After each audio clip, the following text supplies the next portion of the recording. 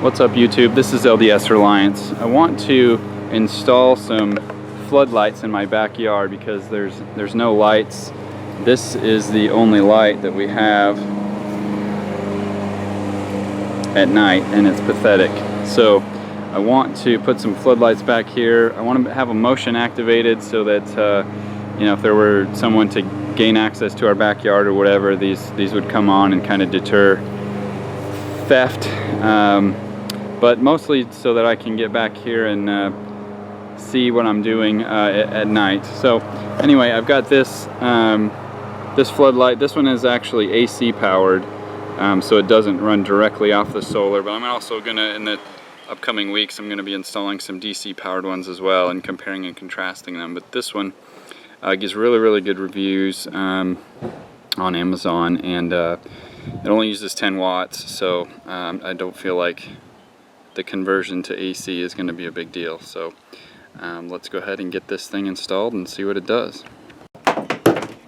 Okay, so here's what it looks like after you unbox it. You've got your motion sensor here and your floodlight here, and it just comes with these 3 wires, bare wires. So what I had to do was connect it to, I just took a computer power cord, just a normal 15 amp power cord for a computer power supply. Just hacked off the end and then connected all these together. Crimped those butt connectors on there. So I will wrap this in electrical tape and or heat shrink or something like that and make it prettier, but this will work. I've already tested it out. So anyway, that's all you need to do. You just need to get it to a 3-prong connector like this. Ow, sorry.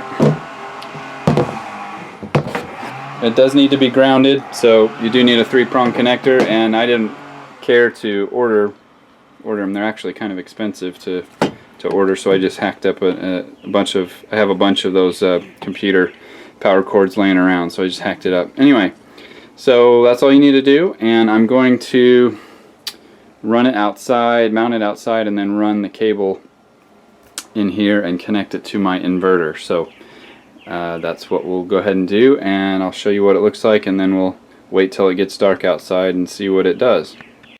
Now before we mount this to the side of the house, I just wanted to show you it does have 3 dials here. One on the right controls whether this thing will come on during the day or not, so we're going to switch that over to coming on only at night.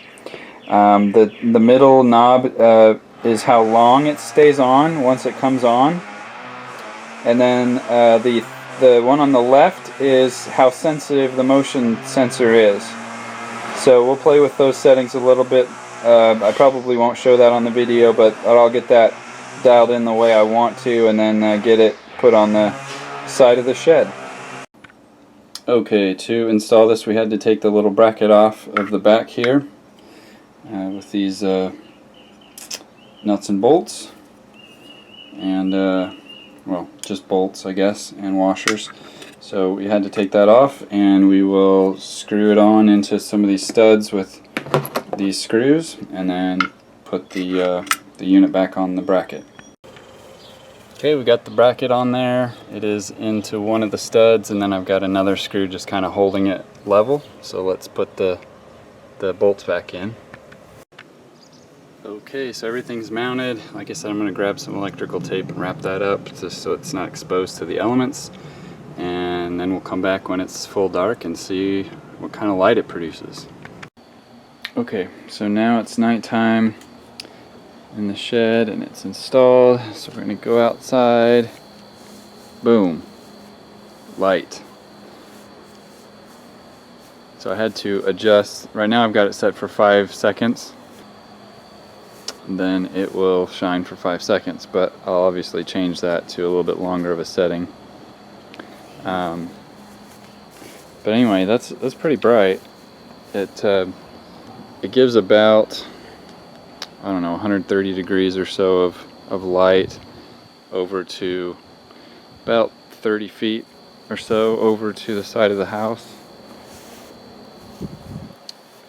So I'd say that's pretty good for 10 watts. It covers the it covers the gate over here, so that's good.